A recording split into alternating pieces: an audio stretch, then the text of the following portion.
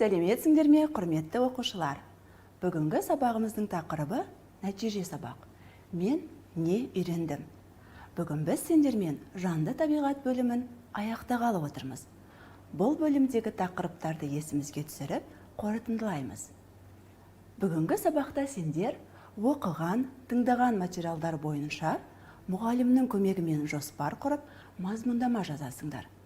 Тірек сөздер, көмекші сөздер арқылы мәтіннің түрлерін және оның құрылымдық бөліктерін анықтайсыңдар. Бізге берілген суреттерді бояйық. Егер біз суреттерді дұрыс таңдасақ, мәтіннің түрлерін ажырата аламыз. Бұл сендерге оңай болу керек. Күнді сары түспен бояймыз. Мұнда әңгімелеу мәтіні. Әңгімелеу мәтіні бір нәрсе жайында хабарлайды. Не істеді сұрағына жауап береді.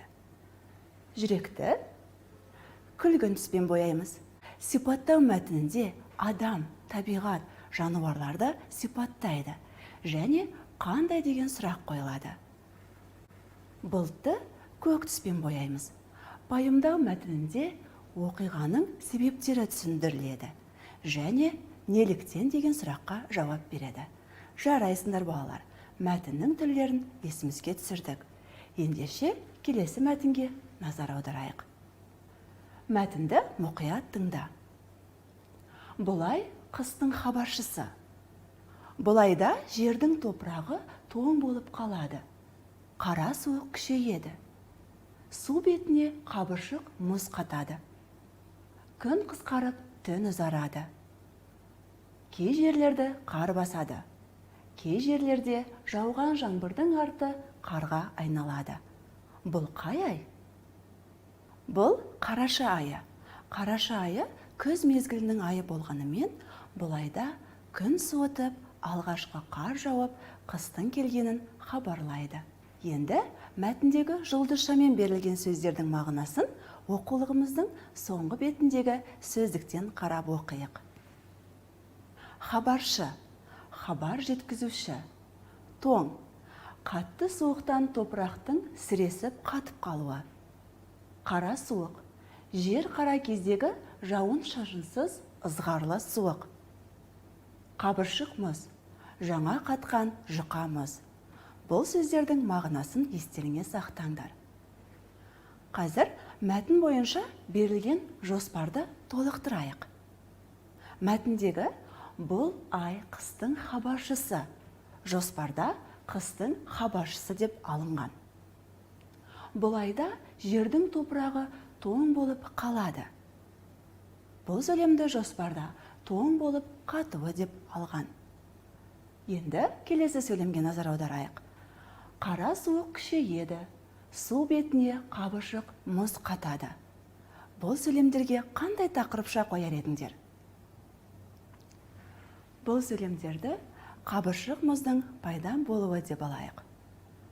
Күн қысқарып, түн ұзарады. Бұл сөйлемді қалай атауға болады? Күннің қысқарып, түннің ұзаруы деп алайық. Кей жерлерді қар басады. Кей жерлерде жауған жаңбырдың арты қарға айналады. Бұл сөйлемдерді қардың түсуі деп алайық. Балалар, осы жоспар бойынша мазмұндама жазыңдар. Жұмыстарыңды ұстаздарыңа тексертіп алыңдар. Бізге лашын туралы 3 мәтін берілген. Бірақ бұл мәтіннің түрлері әртүрлі. Қане тауып көрейік. Лашын қазіргі кезде сирек кездеседі. Табиғатта саны азайып бара жатқан құстардың қатарында. Сондықтан ол біздің елімізде қорғауға алынған. Екінші мәтінді оқиық. Лашын сұңқар тұқымдасына жататын жыртқыш құс. Лашынның ту сырты көк сұр немесе қара сұр, ал алқымы ақ сұрлау болып келеді. Көзі дөп-дөңгелек, қап-қара. Қанаты ұзын және сүйір, саусақтары салалы. Үшінші мәтінді оқиық. Мен лашынды хайуанаттар бағынан кездестірдім. Ол ұясында отырды. Ол бізден қорыққан да жоқ. Балалар, мәтіннің түрлеріне ажырата алдыңдар ма? Бірінші мәтін пайымдау мәтіні. Себебі бұл мәтінде дәлелденетін пікір лашынның сирек кездесуі. Мәтінде құстар азайып бара жатыр деп дәлелдеген. Және қорытынды пікір, сондықтан ол біздің елімізде қорғауға алынған деп қорытындылаған.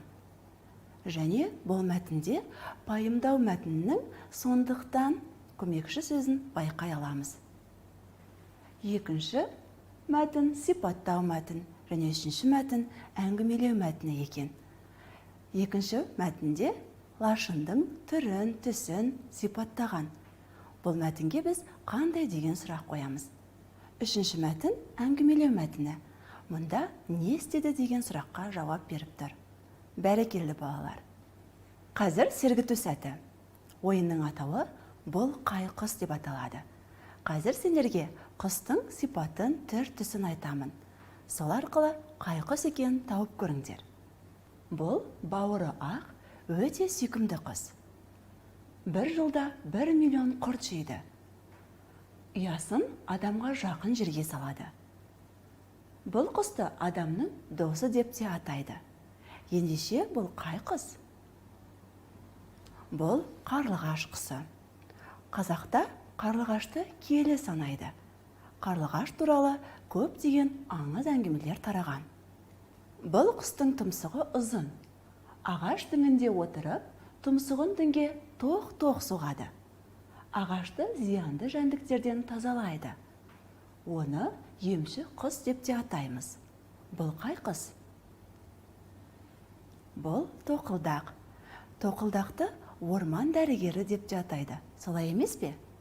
Балалар, құстардың пайдасы туралы бейне материалға назар аударайық.